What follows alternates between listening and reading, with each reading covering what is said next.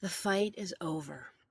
You're both exhausted, and neither of you really knows what to do next. What happens in the first 10 minutes after that argument is more important than most people realize. This is when the internal decision is made about whether you move forward toward repair or toward resentment. Most couples tend to do one of two things. They either retreat to opposite ends of the house, withdrawn and hurt, or they immediately try to process what went wrong while their whole body is flooded and stressed. Neither of those options are great. And when you try to process immediately, I've found you're kind of asking your brain to do something it can't really do yet. After a fight, your nervous system is still incredibly activated. Your thinking brain is kind of offline, trying to have a rational conversation and sort through what came up while you're still emotionally flooded is like trying to read a book while running a sprint. It's just not going to really work. Shutting down or shutting your partner out typically leads to you building your own version of events inside of your own mind. Often it's like putting another brick in that wall of well worn resentments and all of those hurts that have accumulated over the years. So, what are you supposed to do instead? I'd like to suggest creating a bridge.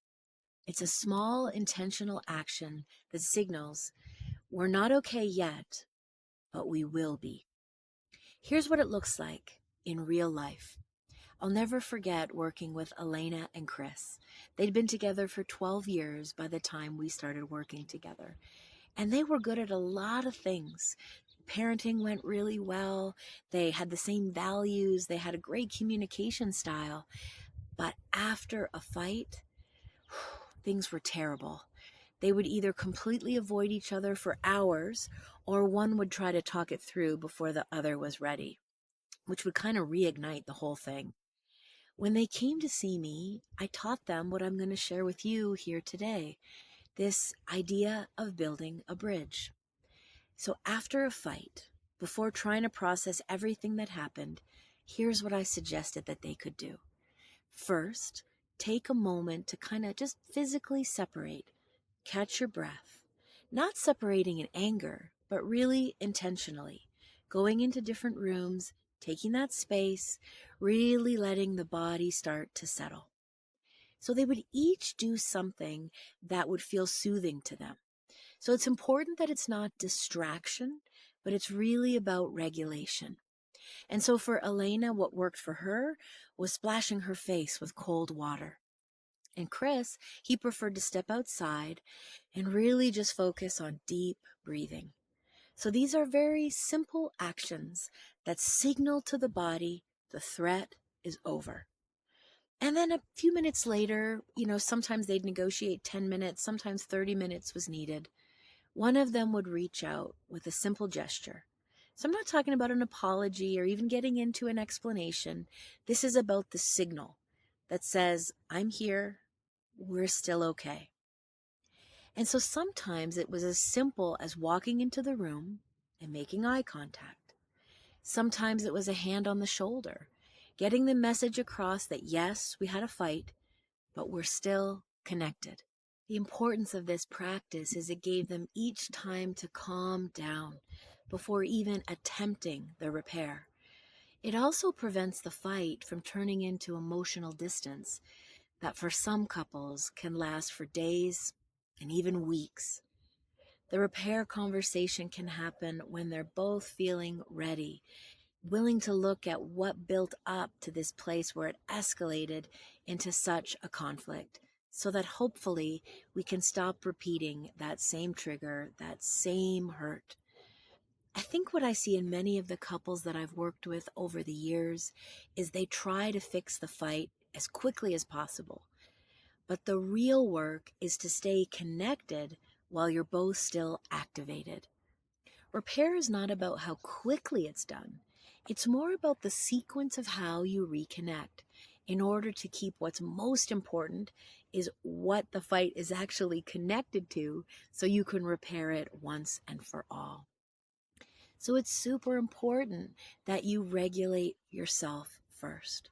Bring your nervous system back online so that you can get out of fight or flight and back into the part of you that's connected body, mind, letting the heart lead. So that when you reconnect, it's not with words necessarily, but it's your presence. It's that loving look. It's a touch. It's a gesture that says, I'm still here and we're going to find our way through this. And then you can approach repair. This sense of feeling regulated and ready to meet the issue with calm, to explore what it's really about. When you're both feeling settled enough to actually hear each other.